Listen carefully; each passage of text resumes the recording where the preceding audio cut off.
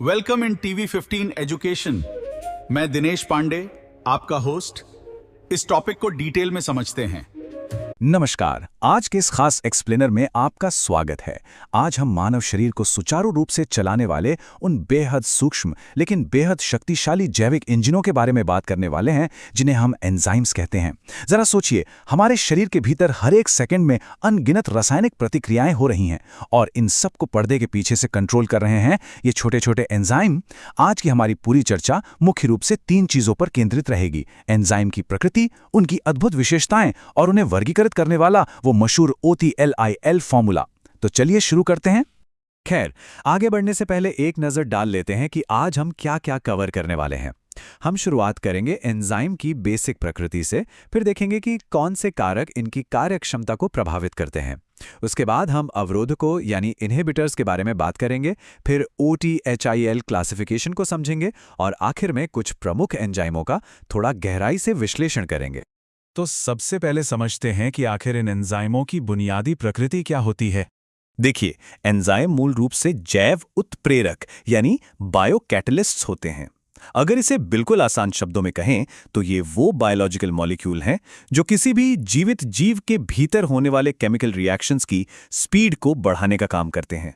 मतलब जीवन को बनाए रखने वाली लगभग हर प्रक्रिया को सही समय पर और एकदम परफेक्शन के साथ पूरा करने के लिए इन उत्प्रेरकों का होना बिल्कुल जरूरी है। इनके बिना हमारा शरीर इतना धीमा पड़ जाएगा कि हम जिंदा ही नहीं रह पाएंगे। अब बात करते हैं इनकी कुछ बेहद दिलचस्प विशेषताओं की। सबसे पहली बात तो ये कि एंजाइम आमतौर पर प्रोटीन से बने होते हैं और हमारे शरीर में कोलॉइडल अवस्था में मौजूद रहते हैं। लेकिन की सबसे बड़ी खासियत पता है क्या है? वो है इनके काम करने का तरीका। ये बहुत ही स्पेसिफिक यानी विशिष्ट होते हैं। इसका मतलब है कि एक खास एंजाइम केवल एक ही तरह की रासायनिक प्रतिक्रिया करेगा, वो किसी दूसरे के काम में टांग नहीं अड़ाता। दूसरी बात, किसी भी बड़ी प्रतिक्रिया को अंजाम देने के लिए इनकी बहुत ही थोड़ी सी मात्रा काफी होती है। और एक और जरूरी बात, ये थर्मोलेबाइल यानी गर्मी के प्रति ये इतने ज्यादा संवेदनशील होते हैं कि ज्यादा तापमान में ये काम करना ही बंद कर देते हैं। अब चूंकि ये इतने संवेदनशील हैं तो जाहिर सी बात है कि आसपास के माहौल का इन पर बहुत गहरा असर पड़ता होगा, है ना? आइए देखते हैं कैसे। इस ग्राफ को ध्यान से देखिए। ये बड़ी ही खूबसूरती से समझाता है कि कैसे तापमान एंजाइम की क्रिया को कंट्रोल करता है। आप साफ देख सकते हैं कि जैसे जैसे तापमान बढ़ता है एंजाइम तेजी से काम करना शुरू करते हैं, लेकिन केवल 40 डिग्री सेल्सियस तक। 40 डिग्री के पार जाते ही ग्राफ एकदम से धड़ाम से नीचे गिरता है। ऐसा इसलिए होता है क्योंकि बहुत ज्यादा गर्मी के कारण एंजाइम्स डीनेचर या विकृत हो जाते हैं और पूरी तरह से काम करना बंद कर देते हैं। तापमान के अलावा कुछ और भी चीजें हैं जो इनकी रफ्तार तय करती हैं, जैसे कि पीएच लेवल। ज्यादातर एंजाइमों को ठीक से काम करने के लिए 6 से 8 के बीच का ऑप्टिमम पीएच चाहिए होता है। हालांकि हमारे पेट में मौजूद गैस्ट्रिक एंजाइम इसके अपवाद हैं। वो 2 के बेहद एसिडिक पीएच पर भी मजे से काम कर लेते हैं।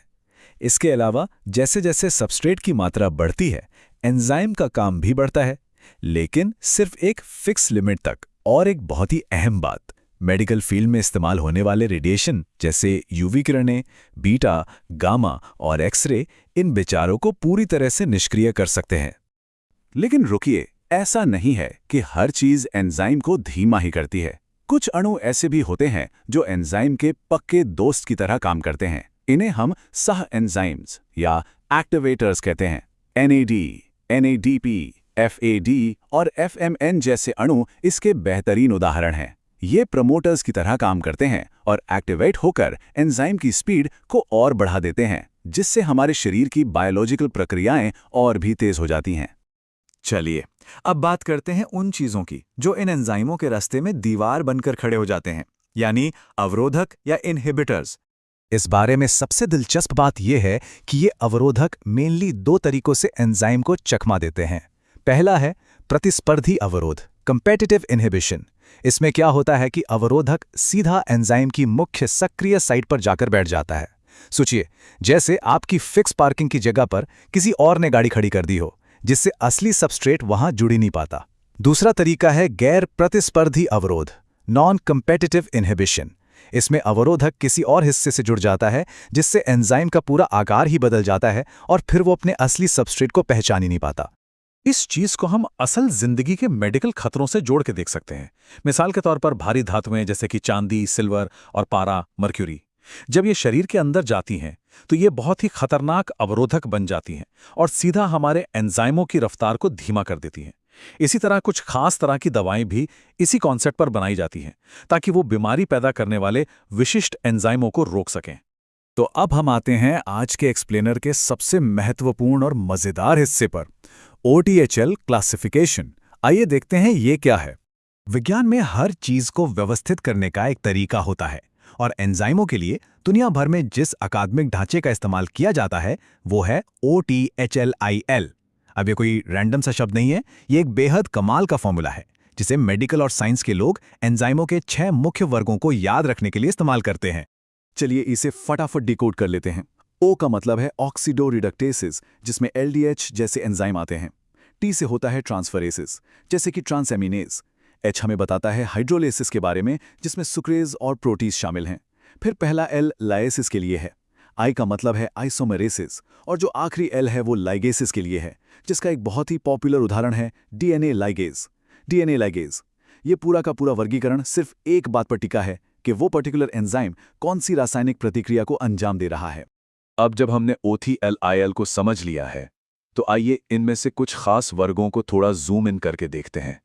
जैसे कि ट्रांसफरेसिस को ही ले लीजिए, नाम से ही कितना साफ पता चल रहा है ये ट्रांसफर का काम करते हैं। ये बिल्कुल किसी माइक्रोस्कोपिक डिलीवरी वाले की तरह होते हैं जो एक जगह यानी डोनर मॉलिक्यूल से मिथाइल या अमीनो जैसे समूहों को उठाते हैं और दूसरी जगह यानी एक्सेप्टर तक पहुंचा देते हैं। ट्रांसएमिनेज इसका एक बेहतरीन उदाहरण है जो हमारे शरीर में अमीनो एसिड्स के ट्रांसपोर्ट में बहुत ही अहम रोल प्ले करता है। और अगर बात करें H यानी हाइड्रोलेसिस वर्ग की, तो इसका काम भी बहुत क्रिटिकल है।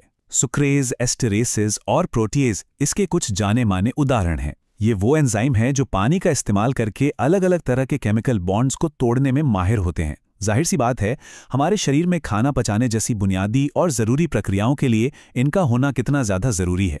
तो आज के इस एक्सप्लेनर से एक बात तो बिल्कुल साफ हो गई है, ये जैव उत्प्रेरक जितने शक्तिशाली हैं उतने ही नाजुक भी। अब जाते जाते ज़रा इस सवाल पर गौर कीजिएगा।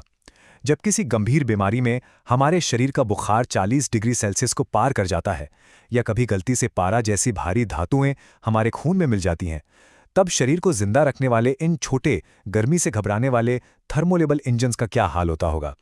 ये सच में हमें एहसास दिलाता है कि हमारा जीवन इन छोटे छोटे एंजाइमों के भरोसे कितनी नाजुक डोर पर टिका है।